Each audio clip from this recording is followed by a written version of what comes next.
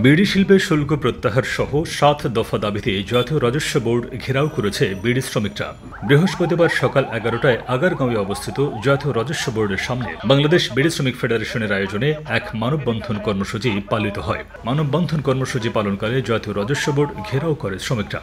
এ সময় শ্রমিকরা বঙ্গবন্ধুর আমলের মতো বাজেটে বিড়ির শুল্ক প্রত্যাহার, বিড়ির অগ্রিম ১০% আয়কর প্রত্যাহার, বিড়ি শ্রমিকদের মজুরি বৃদ্ধি, বিড়ি শিল্পকে কুটির শিল্প ঘোষণা করা, ব্রিটিশ আমেরিকান টোব্যাকো কোম্পানির দালালি বন্ধ করা, অবৈধ বিড়ি তৈরির কারখানা বন্ধ করা এবং বহুজাতিক কোম্পানির নিম্নস্তরের ১০ শলাকার প্রতি প্যাকেট সিগারেটের মূল্য ৪৫ থেকে ৬৫ টাকা বৃদ্ধি করার দাবি জানান।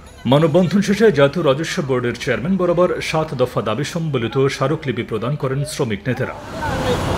বিড়ি শ্রমিক ফেডারেশনের সভাপতি আমির উদ্দিন বিএসসি বলেন, বিড়ি শিল্পের বিরুদ্ধে ষড়যন্ত্র কোনোভাবেই বরদাস্ত করা হবে না। ২০২৪-২৫ অর্থ বছরের বাজেটে বিড়ি শিল্পে শুল্ক বাড়ানোর কোনো পরিকল্পনা থাকলে সারা দেশে ২০ লাখ বিড়ি শ্রমিক নিয়ে কঠোর আন্দোলন গড়ে তুলব।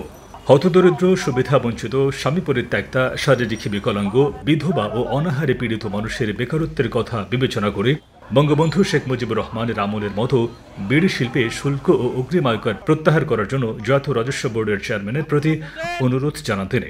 মাননীয় চেয়ারম্যানের কাছে অনুরোধ যে আপনি শ্রমিকদের প্রতি সহৃদয় হয়ে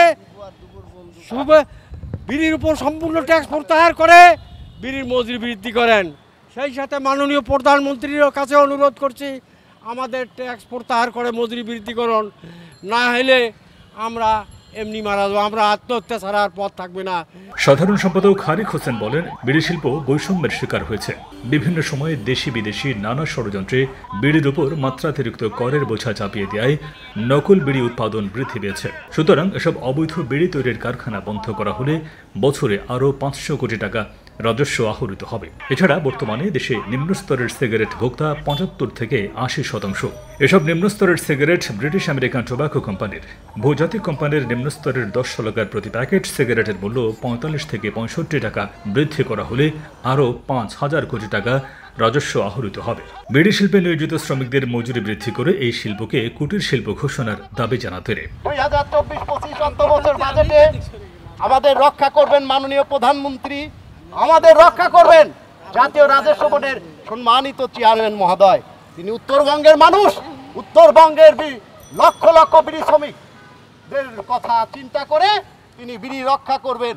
বাংলাদেশ বিড়ি শ্রমিক ফেডারেশনের সাধারণ সম্পাদক হারিক হোসেনের সঞ্চালনায় মানববন্ধনে সভাপতিত্ব করেন বাংলাদেশ বিড়ি শ্রমিক ফেডারেশনের সভাপতি আমির উদ্দিন বিএসসি।